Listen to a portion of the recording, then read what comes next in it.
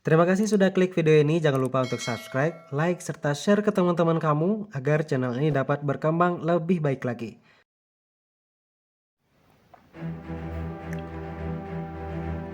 Tahukah kamu, bangsa Israel memiliki hubungan dengan bangsa Yakjud dan Makjud? Untuk mengungkap fakta tersebut, kita akan mengupas inskripsi Yahudi dan latar belakang pembentukannya. Dalam Alkitab Perjanjian Lama dan Perjanjian Baru menyebut Yakjud dan Makjud dengan sebutan Gog Magog. Kita akan menyusuri jejak-jejak teks inskripsi Yahudi tentang bangsa Yakjud dan Makjud. Inskripsi Yahudi yang dimaksud adalah sumber-sumber tertulis milik orang-orang Yahudi, yaitu Perjanjian Lama, Perjanjian Baru, naskah gulungan Laut Mati, kitab Talmud, dan 3 buku tulisan sejarawan Romawi berdarah Yahudi bernama Flavius Josephus pada tahun 1 Masehi. Buku tersebut berjudul Jews War, Again Appeared, dan Antiquities of the Jews. Ketika Alexander the Great meninggal dunia pada tahun 323 sebelum Masehi, Timur Tengah dibagi menjadi 2, yaitu Kerajaan Ptolemeus di Mesir dan Kerajaan Seleucid di Suriah. Yerusalem berada di bawah kekuasaan Kerajaan Ptolemeus hingga tahun 198 sebelum Masehi. Selama berada di bawah kerajaan ini, ada beberapa pengaruh Helenis Yunani yang masuk ke Yerusalem. Pada zaman pemerintahan Alexander the Great, bangsa Yahudi mendapat tempat terhormat. Hal itu terjadi karena adanya dukungan Yahudi terhadap perjuangan pembebasan yang dilakukan oleh Alexander. Sebagaimana disebut oleh Flavius Josephus di dalam bukunya yang berjudul The War of the Jews atau The History of the Destruction of Jerusalem, sehingga bangsa Yahudi mendapat pengamanan dari bangsa lain. Banyak orang Yahudi generasi baru yang mengalami Helenisasi, yaitu menerapkan budaya dan bahasa Yunani. Akhirnya, pada tahun 200 sebelum Masehi, muncullah Septuagint, yang berarti kitab Perjanjian Lama diterjemahkan ke dalam bahasa Yunani untuk keperluan masyarakat Yahudi perantauan di Yunani dan Romawi. Keberadaan 2 kitab tersebut menimbulkan konflik antara Yahudi Ortodoks atau golongan yang mengekalkan bahasa Ibrani dan Yahudi yang berbahasa Helenis, yaitu kalangan yang tidak bisa lagi berbahasa Ibrani. Hal itu terlihat jelas dengan adanya Dewan Gereja Yavne atau Dewan Gereja Yamnia pada tahun 90-93 Masehi. Salah satu keputusan penting dari Dewan Gereja ini adalah penolakan naskah Perjanjian Lama berbahasa Yunani. Pada tahun 175 sebelum Masehi, Antiochus Epiphanes dinobatkan sebagai Raja Seleucid yang berpusat di Syria. Kitab 1 Makabe mencatat sosok Antiochus sebagai raja yang sombong. Gelar Epiphanes yang bermakna manifestasi atau gambaran dewa menunjukkan dengan jelas kesombongan. Antiochus adalah keturunan Makedonia dan keturunan salah seorang panglima yang mendampingi Alexander the Great. Pada masa kepemimpinan Antiochus terjadi konflik besar antara Yahudi Ortodoks dan kaum Yahudi Helenisme. Karena itu terjadilah perang sipil dalam masyarakat Yahudi. Konflik yang berkepanjangan ini menyebabkan kaum Seleucid terlibat peperangan, yang mana kaum Seleucid lebih berpihak pada Helenis. Nama Seleucid atau Seleuka berasal dari Seleucus, yaitu nama salah seorang perwira Alexander the Great. Setelah kematian Alexander the Great, Seleucus menobatkan dirinya menjadi raja di wilayah timur, yaitu di bagian dari wilayah pemerintahan Alexander.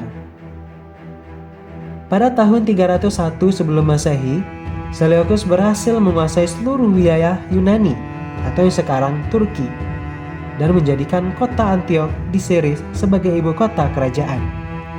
Sementara itu, saingan utama Seleucus adalah Ptolemeus. Mereka mengambil kawasan barat pemerintahan Alexander sebagai kerajaannya di Mesir dan sekitarnya. Ptolemeus juga berhasil meletakkan Palestina ke dalam wilayah kekuasaannya. Dinasti Seleucus dan Ptolemeus sering berperang selama hampir 1 abad. Perang terakhir terjadi pada tahun 198 sebelum Masehi, saat dinasti Seleucus dipimpin Raja Antiochus III yang menguasai Yerusalem. Raja Antiochus III menandatangani perjanjian damai dengan Raja keturunan Ptolemeus di Mesir pada tahun 195 sebelum Masehi. Dalam perjanjian damai tersebut, Raja Antiochus III menikahkan putrinya yang bernama Cleopatra dengan Raja Ptolemeus di Mesir. Beberapa orang Yahudi Helenis berpendapat bahasa Yunani menarik dan cocok dengan mereka, terutama bagi orang-orang yang sering melakukan urusan perdagangan dan bisnis dengan bangsa Yunani. Tujuan awal mereka adalah mengadakan persekutuan dengan orang asing yang dikenal sebagai Gentile, yang kemungkinan dapat meningkatkan situasi ekonomi mereka. Namun menurut kepercayaan Yahudi, bersekutu dengan orang asing atau mengadakan perjanjian dengan mereka sering membahayakan perjanjian Israel dengan Allah. Perbedaan pandangan antara Yahudi dan Romawi sering terjadi. Raja Antiochus dari Yunani memihak kepada kaum Yahudi Helenis. Pertentangan tersebut berlanjut dan memuncak pada tahun 70 Masehi, saat para Yahudi haluan radikal, yaitu kumpulan Zeolat, melancarkan pemberontakan. Pemberontakan pertama Yahudi pada tahun 66 sampai 73 sebelum Masehi terhadap penguasa Romawi. Josephus, sejarawan Romawi berdarah Yahudi, menyebut kaum Zealot sebagai para pembunuh. Kaum Zealot dikenal sebagai kelompok ekstrim Yahudi. Mereka berusaha mengembangkan dan melakukan gerakan pemberontakan bersenjata terhadap Romawi.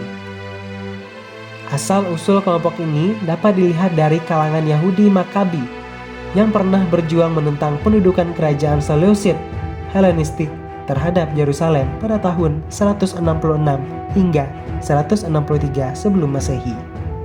Josephus mengelompokkan pecahan Yunani menjadi 3, yaitu Pharises, Sadducees, dan Essenes. Zealot adalah pecahan yang keempat. Dari sisi yang lain, kelompok Essenes mengambil sikap bertentangan dengan kaum Zealot. Mereka lebih senang menggunakan pendekatan damai dan pergi ke gurun yang sepi untuk membentuk kelompok yang terpisah. Kelompok ini mirip seperti kehidupan monistik dan memiliki kesamaan dengan kelompok sufi dalam Islam. Dalam dunia seperti itu, muncullah aliran Kristen.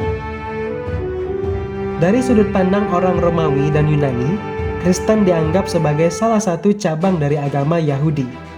Penganut agama Kristen juga tidak terlepas dari penindasan orang Romawi.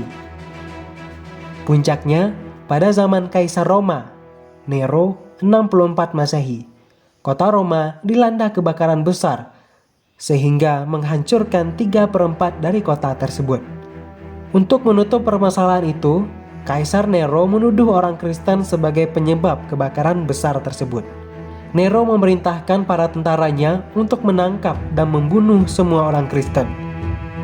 Para tawanan dibiarkan digigit oleh anjing-anjing sampai mati, disalib, dan dibakar hidup-hidup di sekitar istana raja.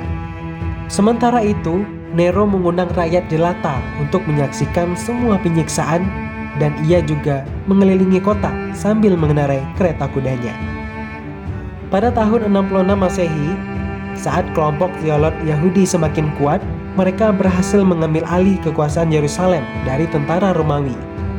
Tentara Romawi mengepung kuil Nabi Sulaiman di Yerusalem selama 4 tahun. Kelompok Zealot melarang semua kaum Yahudi menyerahkan diri kepada pihak Roma. Ketika kesombongan kaum Yahudi Zealot semakin menjadi-jadi, tentara Romawi semakin menunjukkan ketidaksabarannya. Saat itu, tentara Romawi dipimpin oleh Jenderal Vespasianus. Vespasian adalah jenderal Romawi yang berhasil dalam misi penaklukan Britian.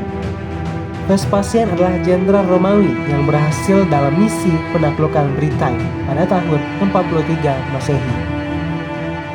Pada tahun 70 Masehi, sekali lagi ia diundang khusus untuk menumpas pemberontakan Yahudi di Yerusalem.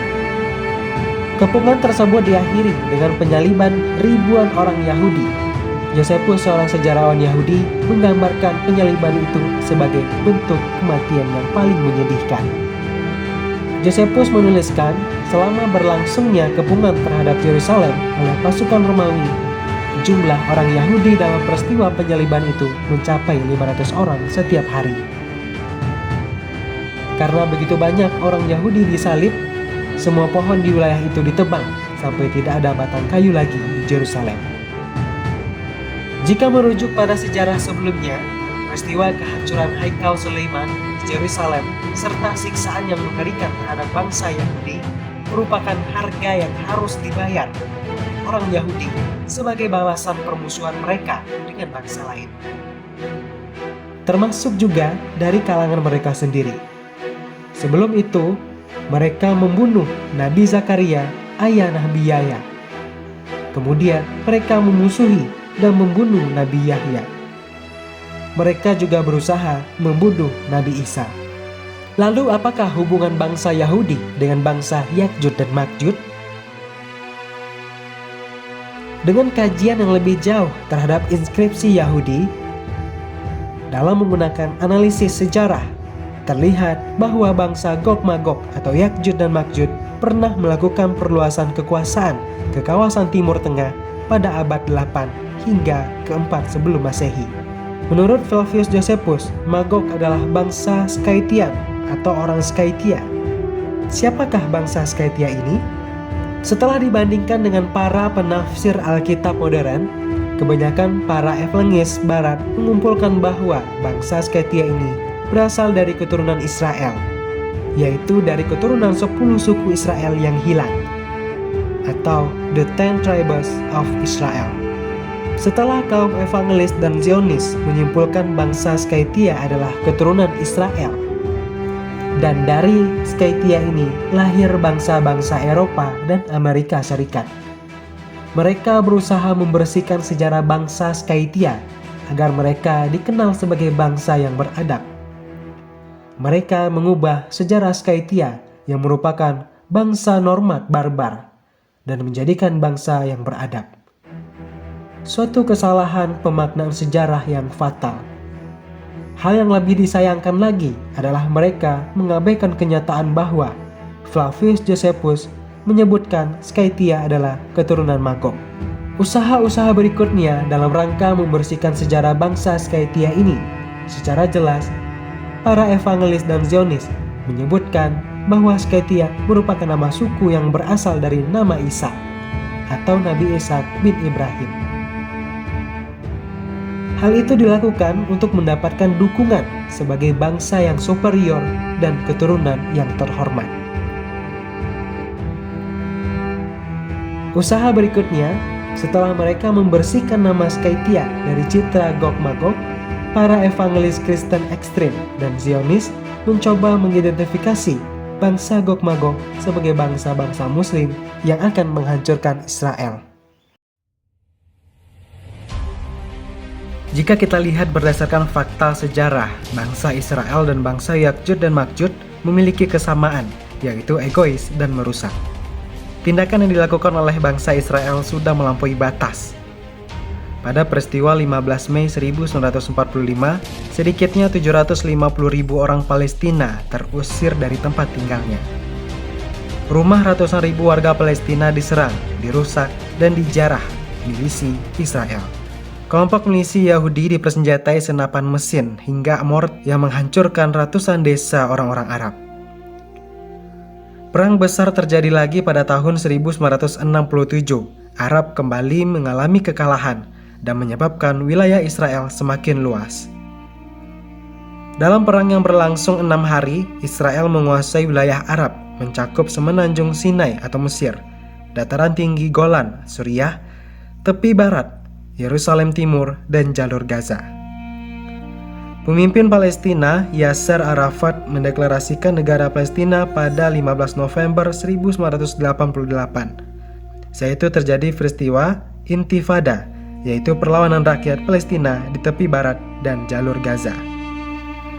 Intifada berlangsung 2 kali, yakni Intifada 1 tahun 1987 hingga 1991 dan Intifada 2 tahun 2000 hingga 2005. Sejak dideklarasikan, sebanyak 145 negara dari 197 anggota PBB telah mengakui negara Palestina.